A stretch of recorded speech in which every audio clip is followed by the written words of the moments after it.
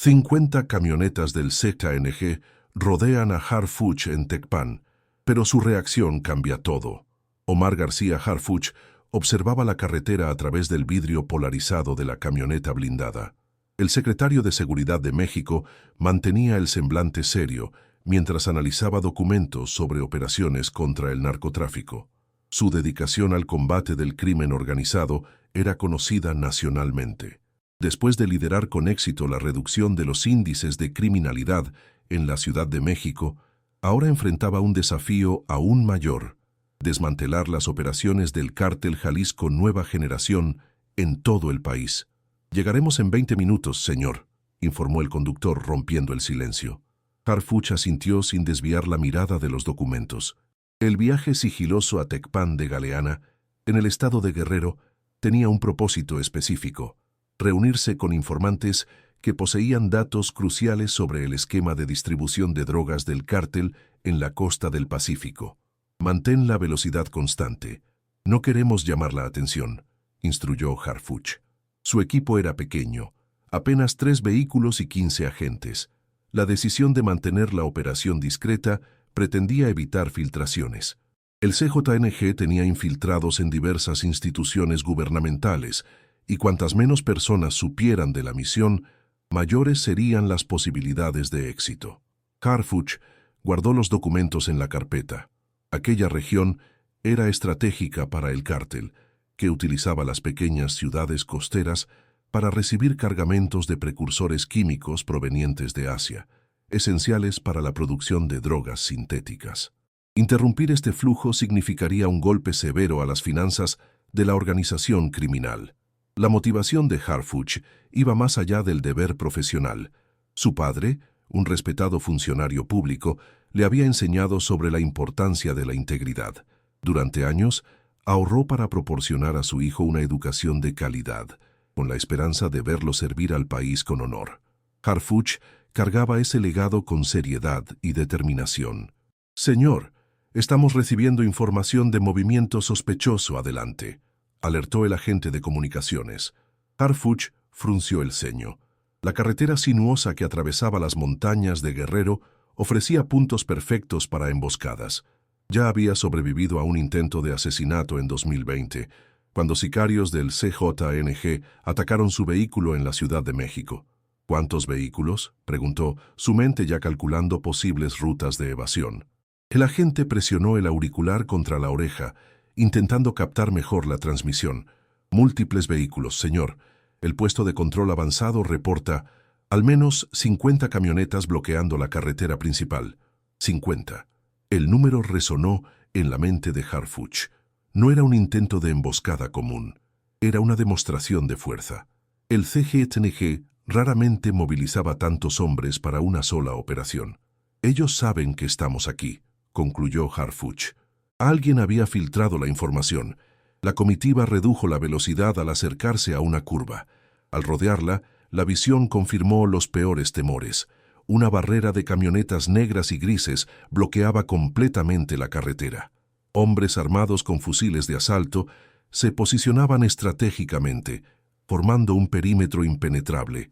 «Detenga el vehículo», ordenó Harfuch. «Mantengan la calma». La situación era crítica. Estaban en desventaja numérica de al menos 20-1. Intentar forzar el paso sería suicida. La carretera estrecha, bordeada por precipicios de un lado y montañas escarpadas del otro, eliminaba cualquier posibilidad de maniobra evasiva. «Señor, estamos intentando contactar con la base, pero las comunicaciones están bloqueadas», informó el agente con preocupación evidente en su voz.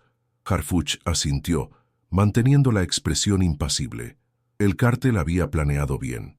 Sin comunicaciones, no podrían solicitar refuerzos. Un hombre con chaleco táctico se acercó al vehículo, haciendo señal para que bajaran las ventanillas. Harfuch respiró profundo, evaluando sus opciones. Rendirse significaría muerte segura. Resistir, el mismo desenlace, solo que más rápido. «Baje la ventanilla», instruyó al conductor. «Yo me encargaré de esto». El conductor dudó por un momento, pero obedeció. El aire caliente y húmedo de Guerrero invadió el interior refrigerado de la camioneta. «Secretario Harfuch», dijo el hombre con una sonrisa maliciosa. El señor quisiera conversar con usted. El señor, el código usado para referirse al comandante regional del CJNG. Harfuch conocía bien la estructura jerárquica del cártel. Dígale a su comandante que estoy dispuesto a conversar, pero mis hombres permanecen en los vehículos, respondió Harfuch, con voz firme y controlada. El hombre rió. No está en posición de hacer exigencias, secretario. No es una exigencia, es sentido común, rebatió Harfuch. Si sus hombres se acercan demasiado, mi equipo tendrá que reaccionar. Nadie sale ganando. El sicario consideró por un momento, luego asintió. Salga solo, sin armas. Harfuch sabía que cada segundo era precioso. Cuanto más tiempo consiguiera ganar, mayores serían las posibilidades de que su ausencia de comunicación alertara al cuartel general. Mi arma se queda con mi conductor, acordó. Removiendo lentamente la funda, entregó su pistola al subordinado. Con movimientos calculados, salió del vehículo manteniendo las manos visibles. Los hombres del cártel formaron un corredor, conduciéndolo hasta una camioneta más grande en el centro de la formación. Harfuch memorizaba cada detalle. Número de hombres, posiciones, tipos de armamento. Información que podría ser útil en caso de que sobreviviera. La puerta de la camioneta se abrió, revelando a un hombre de mediana edad, vistiendo camisa de seda y un collar de oro. Diferente a la imagen estereotipada de un narcotraficante, parecía más un empresario. Secretario Harfuch, es un honor finalmente conocerlo, dijo el hombre, con un acento que denunciaba sus orígenes humildes. Soy Javier Ramírez, pero supongo que ya sabe quién soy. Ramírez, el nombre era familiar. En las carpetas de inteligencia, aparecía como el tercero en la jerarquía del CJNG, responsable de las operaciones en Guerrero y Michoacán. Sé lo suficiente, respondió Harfuch, manteniendo el tono neutro. Ramírez hizo un gesto amplio, indicando las decenas de vehículos y hombres armados. Impresionante, ¿no? 50 vehículos, 200 hombres. Todo para dar la bienvenida a un único funcionario del gobierno. La demostración de fuerza era intencional. Querían que Harfuch sintiera miedo, que percibiera la insignificancia de sus esfuerzos contra el poder del cártel. Al punto, Ramírez. ¿Qué quiere? La sonrisa del narcotraficante desapareció. Queremos que cancele la operación Azteca. Harfuch mantuvo la expresión neutra, pero internamente sintió un frío en el estómago. La operación Azteca era ultra secreto. Solo él y otros 3 oficiales de alto rango conocían los detalles. Era un plan coordinado para interceptar un gran cargamento de precursores químicos y simultáneamente arrestar a los principales distribuidores del cártel. No sé de qué está hablando, respondió Harfuch. Ramírez rió, un sonido áspero y sin humor. Por favor, secretario, tenemos nuestros informantes, así como usted tiene los suyos. Sabemos sobre los agentes infiltrados, sabemos sobre la operación programada para el próximo fin de semana. La mente de Harfuch trabajaba rápidamente. Había una filtración seria en su equipo, alguien lo suficientemente cercano como para tener acceso a información clasificada. ¿Y si me niego?, preguntó Harfuch, aunque ya sabía la respuesta. Entonces esta conversación tendrá un final diferente. Un final que implicará enviar partes suyas al presidente en cajas separadas. Los hombres alrededor rieron ante la amenaza, creando un coro siniestro que resonó por las montañas. Harfuch observó el entorno. 200 hombres armados, todos leales a Ramírez. O al menos eso era lo que el narcotraficante creía. Fue en ese momento que una idea comenzó a formarse en su mente. ¿Sabe por qué estoy en Tecpan hoy?, preguntó Harfuch, cambiando inesperadamente el rumbo de la conversación. Ramírez frunció el ceño, confundido por la pregunta. Para encontrarse con informantes locales. Pero eso no importa ahora. En realidad importa mucho, continuó Harfuch, dando un paso adelante, causando tensión visible en los guardias.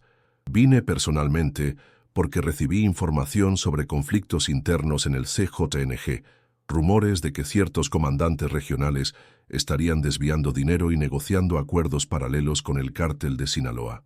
La expresión de Ramírez cambió sutilmente. Un breve fruncimiento de cejas que confirmó a Harfuch que había tocado un punto sensible. Mentiras. Nuestros hombres son leales. ¿Lo son realmente?, cuestionó Harfuch, elevando la voz lo suficiente para que los hombres cercanos pudieran escuchar. Entonces, ¿por qué encontramos $2 millones en la casa de su teniente Márquez?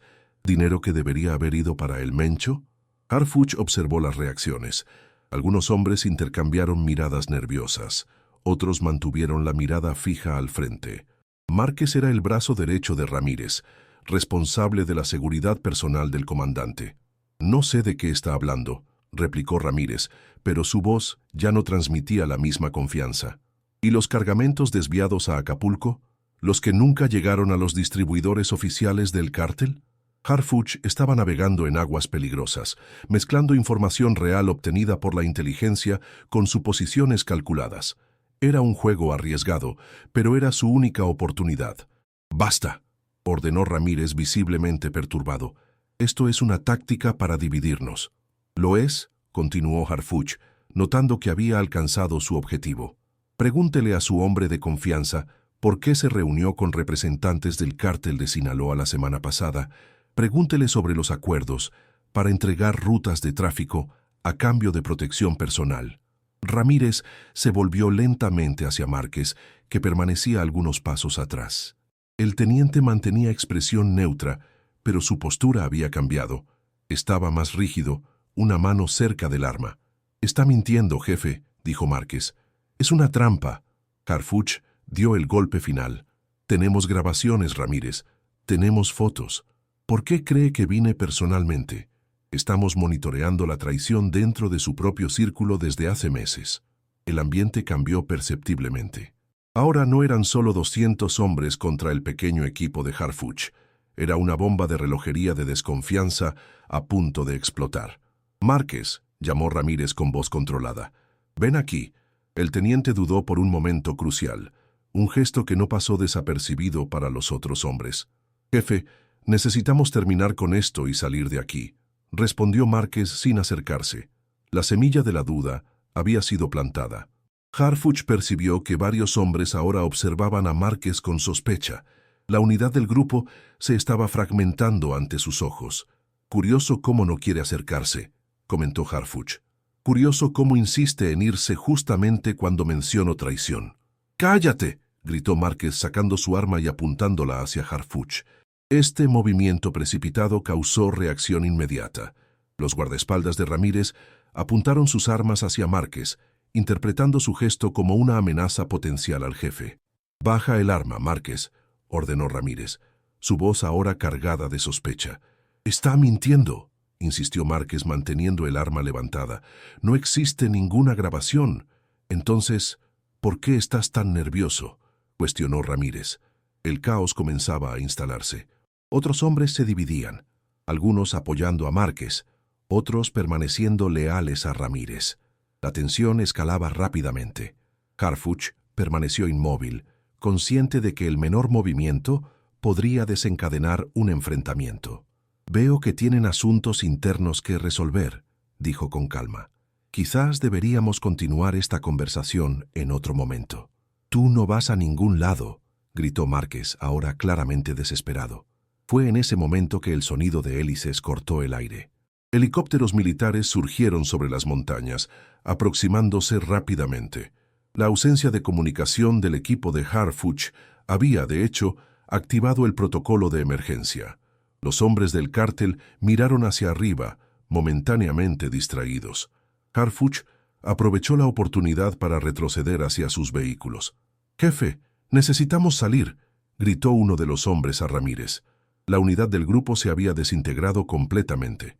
Algunos ya corrían hacia sus vehículos, otros mantenían armas apuntadas hacia Márquez y su grupo, que ahora formaban un núcleo separado. Ramírez, percibiendo que había perdido el control de la situación, lanzó una mirada furiosa a Harfuch. «Esto no ha terminado, secretario». Harfuch mantuvo la mirada firme. «Por el contrario, Ramírez, esto acaba de comenzar». El sonido de los helicópteros se intensificó, ahora acompañado por el rugido de motores de vehículos militares acercándose por la carretera. La operación se había transformado en una desbandada caótica. Hombres corrían hacia sus camionetas. Algunos intercambiaban disparos entre sí. La desconfianza implantada por Harfuch ahora completamente fuera de control. En medio del caos, Harfuch regresó calmadamente a su vehículo. «Vamos a salir de aquí», ordenó al conductor. Mientras su comitiva maniobraba entre los vehículos del cártel ahora en retirada, Harfuch observaba el resultado de su estrategia. Una única semilla de duda, plantada en el momento preciso, había deshecho la unidad de 200 hombres armados. Los helicópteros ahora sobrevolaban el área, iluminando el terreno con potentes reflectores. Unidades terrestres del ejército mexicano llegaban, bloqueando las rutas de escape. Muchos miembros del cártel fueron capturados en el lugar, incluyendo a Márquez, quien había sido herido por sus propios compañeros durante el enfrentamiento. Ramírez logró escapar, pero la operación del día representó un golpe significativo para la estructura del CJNG en la región. Más importante aún, la confianza dentro de la organización había sido irremediablemente quebrantada. Las noticias de lo sucedido en Tecpan se propagaron rápidamente por las redes internas del cártel. Las semillas de desconfianza plantadas por Harfuch encontraron terreno fértil. En las semanas siguientes, varios enfrentamientos internos se registraron entre facciones del CJNG en diferentes estados. La atmósfera de paranoia llevó a purgas internas, debilitando aún más al grupo criminal. Mientras tanto, las investigaciones realizadas a partir de documentos y teléfonos confiscados en Tecpan proporcionaron inteligencia invaluable. Los analistas de la Secretaría de Seguridad trabajaban día y noche, mapeando conexiones, identificando rutas y procesando información que revelaría puntos vulnerables adicionales en la estructura del cártel. La valentía demostrada por Harfuch no pasó desapercibida. La prensa nacional destacó su temple bajo presión, comparándolo con legendarios agentes del orden que habían enfrentado al crimen organizado en el pasado. Algunos columnistas señalaron que su capacidad para mantener la calma en situaciones extremas era precisamente lo que México necesitaba en un momento tan crítico de su lucha contra los cárteles. Sin embargo, el secretario no se dejaba llevar por los elogios. En una reunión con su equipo de confianza, enfatizó que lo ocurrido en Tecpan era apenas el comienzo de una ofensiva más amplia contra las organizaciones criminales que asolaban al país. Lo que sucedió fue un golpe táctico, pero nuestra estrategia va más allá, explicó Harfuch a sus colaboradores. El CJNG está herido, pero sigue siendo extremadamente peligroso. Debemos mantener la presión y evitar que se reorganicen. Las palabras del secretario resultaron proféticas. Una semana después del incidente, agentes de inteligencia interceptaron comunicaciones que indicaban que el Mencho, líder supremo del CJNG, había ordenado personalmente el asesinato de Harfuch. El precio por su cabeza se había triplicado. Lejos de intimidarse, Harfuch intensificó los operativos. La operación Azteca, aquella que Ramírez tanto temía, se ejecutó con precisión quirúrgica.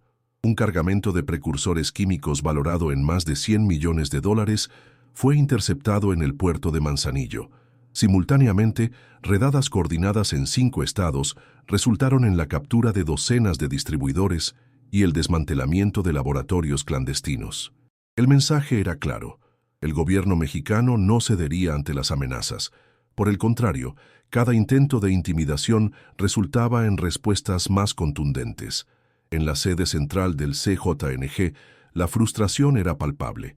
Las pérdidas económicas comenzaban a acumularse y la desconfianza semibrada por Harfuch continuaba propagándose.